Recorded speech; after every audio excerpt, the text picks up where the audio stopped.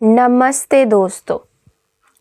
क्या आपने कभी महसूस किया है कि जब आप किसी अंधेरे रास्ते पर अकेले होते हैं तो आपकी गर्दन के पीछे के बाल अचानक से खड़े हो जाते हैं, जैसे कोई आपको देख रहा हो, कोई ऐसा जो इस दुनिया का नहीं है। आज की कहानी किसी काल्पनिक किताब से नहीं बल्कि असम के उस कोने से निकली है जिसे दुनिया मयोंग कहती है, जादू और रहस्यों की दुनिया।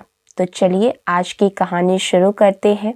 और आज की कहानी हमारी मयोंग की कहानी है, एक ऐसी जादुई दुनिया जहां रहस्य जो है वो अपने आप बाहर निकलते हैं।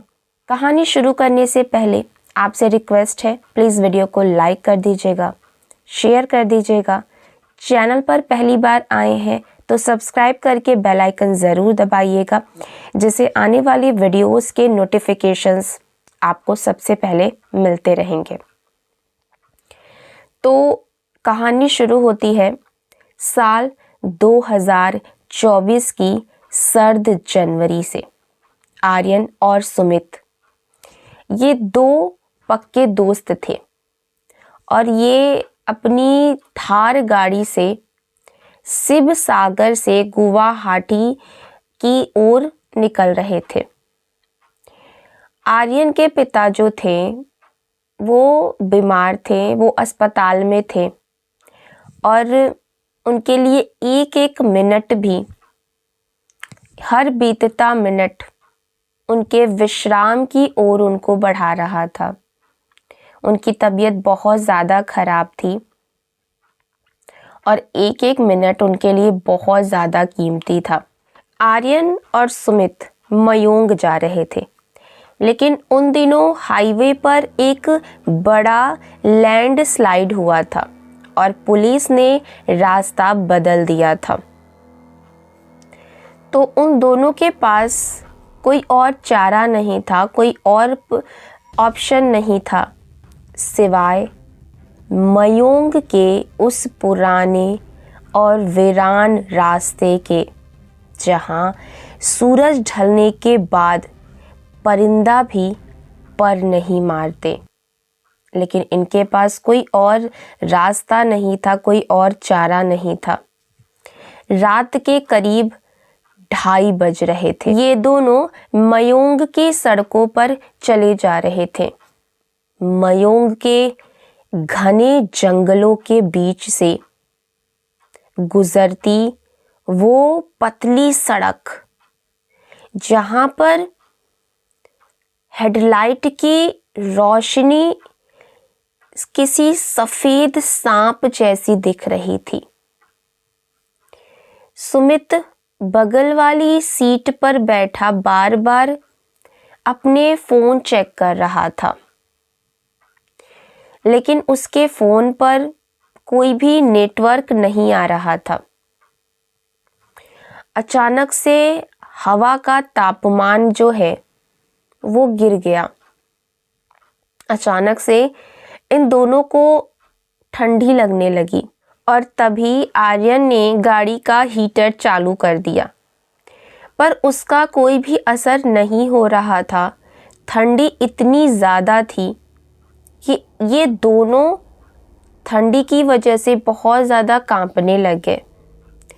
तभी सुमित की नाक में एक बहुत तीखी सी गंध आई, वैसे ही गंध जैसे किसी बंद कमरे में बरसों पुराना कोई सड़ा हुआ मांस रख दिया गया हो और वो बदबू दे रहा हो।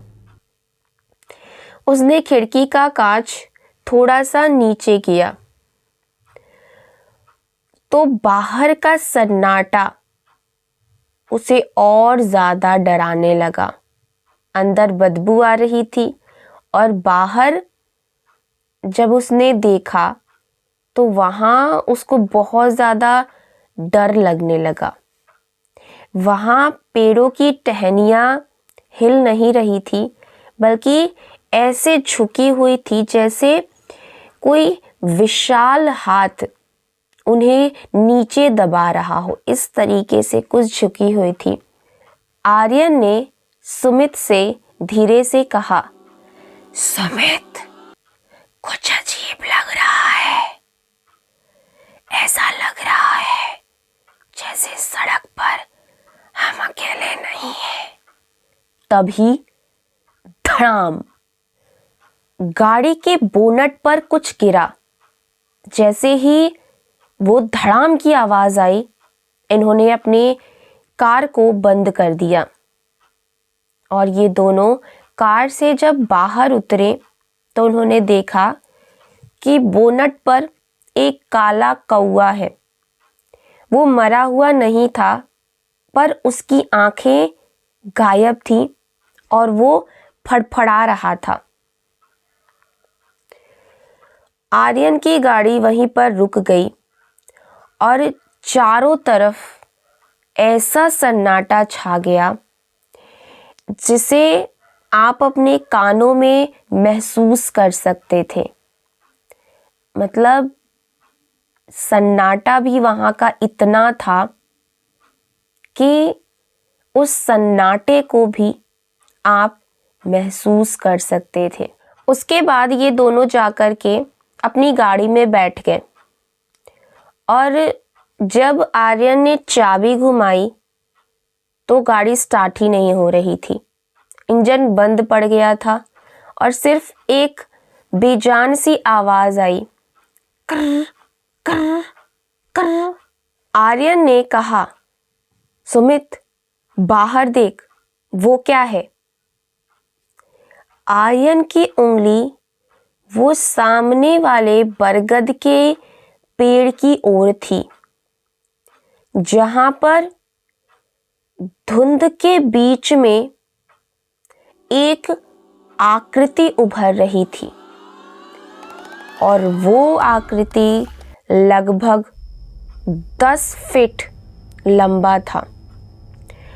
उसका कद इतना ऊंचा था कि उसे झुककर चलना पड़ रहा था। जैसे जैसे वो रोशनी के घेरे में आया, क्योंकि इनके गाड़ी का हेडलाइट ऑन था, तो जैसे जैसे ये रोशनी के पास आया, सुमित की चीख गले में ही फंस गई।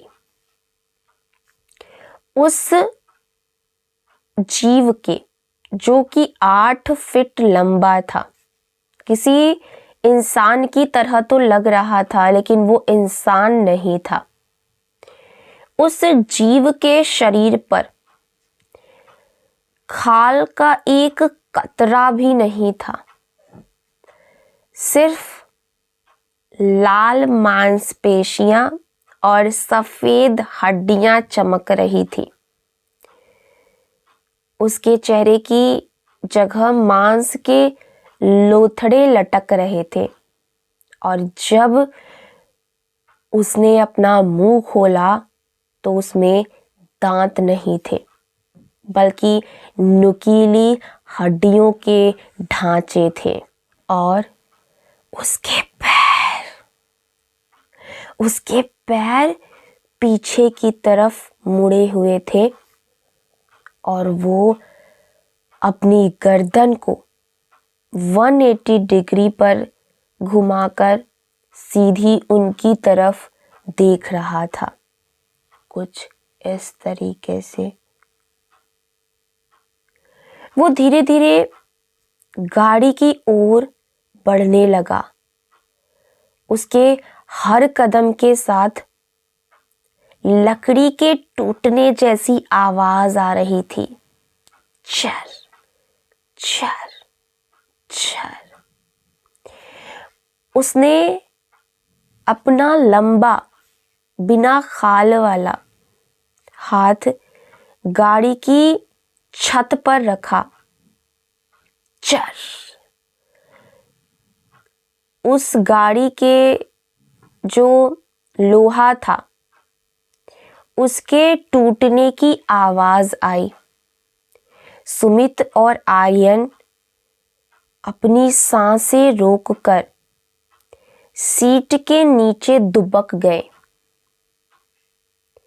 और अब उनको ऐसा लग रहा था कि अब तो वो सीधा ऊपर ही जाएंगे। जैसे ही उस साए ने हाथ बढ़ाया, जंगल के बहुत दूर से एक भयानक और ऐसी चीख निकली जो किसी इंसान की तो हो ही नहीं सकती थी। उन दोनों का एकदम जो धड़कन था वो बहुत तेज धड़क रहा था, लेकिन वो साया वहीं पर रुक गया। उसने अपनी गर्दन घुमाई और वो वापस जंगल की तरफ रेंग करके चला गया। आर्यन को मौका मिला क्योंकि वो वहां से चला गया था। अब इन दोनों ने सोचा कि यहां से भागो। आर्यन को मौका मिला, उसने पूरी ताकत से चाबी घुमाई और इंजन स्टार्ट हो गया। वो पागलों की तरह गाड़ी भगा रहे थे, लेकिन वो रास्ता खत्म होने का नाम ही नहीं ले रहा था। वो रास्ता खत्म ही नहीं हो रहा था। अब उन्हें समझ में आया कि वो एक लूप में फंस गए हैं।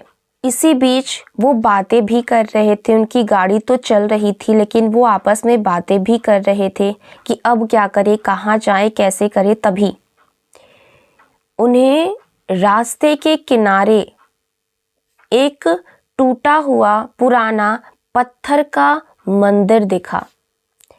वे वहां पर रुक गए। उन्होंने अपनी गाड़ी रोकी क्योंकि गाड़ी का इंजन बहुत ज़्यादा गर्म होकर धुआं छोड़ने लगा था, क्योंकि वो घंटों से अपनी गाड़ी भगा रहे थे। उनको कोई भी रास्ता, कोई भी मंजिल समझ नहीं आ रहा था। मंदिर की दीवारों पर काई जमी हुई थी। सुमित ने टॉर्च जलाया अपने फ़ोन का, तो वहाँ पर कुछ चित्र बने हुए थे। एक चित्र में वही जीव, बिना खाल वाला जो साया था, वो खड़ा था हाथ जोड़कर, और नीचे पुरानी किसी लिपि में लिखा हुआ था जिसको आर्यन पढ़ना जानता था और जिसका अर्थ आर्यन ने धीरे से कहा, वो जिसने अपनी खाल दान कर दी ताकि गांव की रक्षा हो सके, वो रक्षक है, शिकारी नहीं। तभी उन्हें एहसास हुआ वो साया उन पर हमला नहीं कर रहा था, वो उन्हें कुछ दिखाना चाह रहा था। अचानक मंदिर की जो जमीन है वो कांपने लग गई। मंदिर के पीछे से एक विशाल काली धुंध निकली, एक ऐसी छाया जिसके पास कोई भी आकार नहीं था, वो बिना किसी आकार के था। बस उसके पास सैकड़ों हाथ थे। वो सब कुछ निगल लेना चाहता था। ये मयोंग की वो प्राचीन भूख थी जिसे सदियों पहले इस मंदिर में कैद किया गया था। वो काली धुंध मंदिर की ओर बढ़ने लगा, यानी कि आर्यन और सुमित की तरफ। आर्यन और सुमित के पास छिपने के लिए कोई जगह नहीं थी, लेकिन तभी वहां पर वो बिना खाल वाला साया आया, अंधेरे से बाहर निकला। उसने अपनी बिना खाल वाली छाती तान दी और उस काली धुंध के सामने खड़ा हो गया। उन दोनों के बीच एक ऐसा युद्ध शुरू हुआ जिसे कोई इंसान देख कर के बर्दाश्त ही नहीं कर सकता था। बहुत घमासान वहाँ पर युद्ध शुरू हो गया। साया अपनी हड्डियों से उस धुंध को चीर रहा था और बदले में वो काली छाया उसे अपनी चपेट में ले रही थी। साय ने लड़ते लड़ते आर्यन की ओर देखा और अपना हाथ सड़क की ओर इशारा कर दिया। उसका मतलब साफ था, जाओ यहाँ से, अभी मौका है। आर्यन और सुमित दोनों जल्दी से गाड़ी की ओर भागे। जैसे ही वो गाड़ी में बैठे उन्होंने देखा कि साया उस काली धुंध को अपने साथ गहरे दलदल की ओर ले गया। एक आखिरी बार उस साय की आवाज आई, पर इस बार वो आवाज डरावनी नहीं थी, वो एक राहत भरी आह थी। सुबह की पहली किरण के साथ ही आर्यन और सुमित गुवाहाटी की सीमा पर पहुंच गए। आर्यन के पिता का सफल ऑपरेशन हुआ और वे बच गए, लेकिन उस रात ने आर्यन और सुमित की आत्मा पर एक ऐसा घाव छोड़ दिया जो कभी भी नहीं भरेगा। उन्होंने जान लिया था कि डर हमेशा बुरा नहीं होता। कभी कभी जो सबसे डरावना दिखता है वही आपका सबसे बड़ा रक्षक होता है। मयोंग के रास्तों पर आज भी लोग जाने से कतराते हैं। कहते हैं कि अगर आप वहाँ कभी रास्ते में फंस जाएं और आपको सड़न की गंध या हड्डियों के टूटने की आवाज़ मिले तो भागना मत, बस चुपचाप रास्ता पार कर लेना, क्योंकि वो साया आज भी वहाँ पहरा दे रहा है, ये सुनिश्चित करने के लिए कि कोई और उस अंतिम विश्राम की नींद ना सो जाए। क्या आप अगली बार किसी अनजाने रास्ते पर जाते समय पीछे मुड़कर देखेंगे? याद रखिएगा, हर साया दुश्मन नहीं होता। आज की कहानी में बस इतना ही। आपको आज की कहानी कैसी लगी है ज़रूर बताइएगा। मिलते हैं अगली वीडियो में, तब तक के लिए अपना ख्याल रखिएगा। चैनल को सब्सक्राइब कर लीजिएगा और अपने दोस्तों के साथ इस वीडियो को, इस स्टोरी को शेयर ज़रूर करिएगा। मिलते हैं अगली वीडियो में। Till then bye bye, take care.